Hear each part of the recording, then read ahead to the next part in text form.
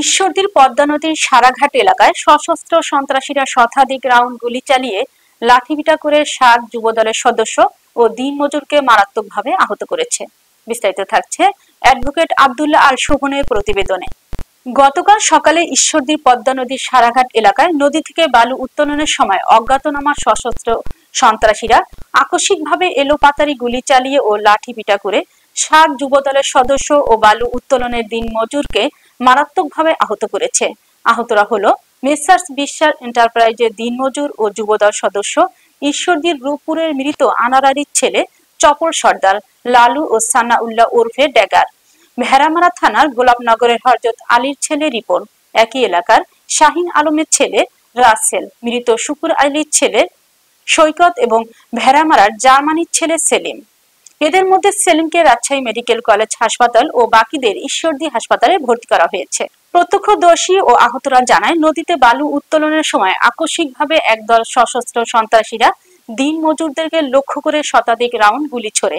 এর আগে বুধবার বিকেলেও ওই সন্ত্রাসীরা এলাকায় এসে ৩ রাউন্ড ফাঁকা গুলি করে এবং এলাকায় আতঙ্ক সৃষ্টি করে।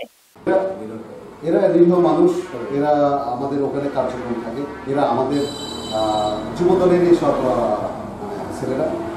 আমরা কি নিউজে বলতে পারি যে যুবদলের সদস্য এবং মামলা করবো, যেহেতু আমাদের ৭ জন গুলিবিদ্ধ, তাদের চিকিৎসা চলছে এবং তাদের নাম ঠিকানা সব আমরা ম্যানেজ করছি। লেবার তারা হলো দলের সদস্য এবং লেবার, তাদেরকে হাজিরা দেওয়া হয়, তারা ওখানে কাজ করে। লেবার সারাঘাট এলাকায় পদ্মাবতী থেকে বোধ হয়ে যারা বালু উত্তোলন কার্যক্রম পরিচালনা করার সময় কাপন বাহিনী নামে আওয়ামী লীগের কাপন বাহিনী সকাল ৯টার সময় ৩টা নৌকা এবং 2টা স্পিডবোট দিয়ে সশস্ত্র অবস্থায় আমাদের বালু উত্তোলনের কার্যক্রমে নিরস্ত্র মানুষজন যারা কার্যক্রমে ছিল তাদের উপরে অতর্কিত হামলা করে, ব্যাপক গুলিবর্ষণ করে।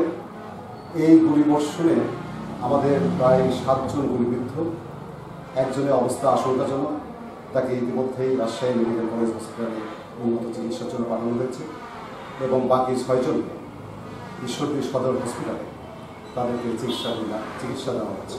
এই সাংবাদিক সম্মেলনে প্রশাসনের দৃষ্টি আকর্ষণ করে বলছি যে এই সন্ত্রাসীদের অবিলম্বে গ্রেপ্তার এবং দৃষ্টান্তমূলক শাস্তি দেওয়া হচ্ছে।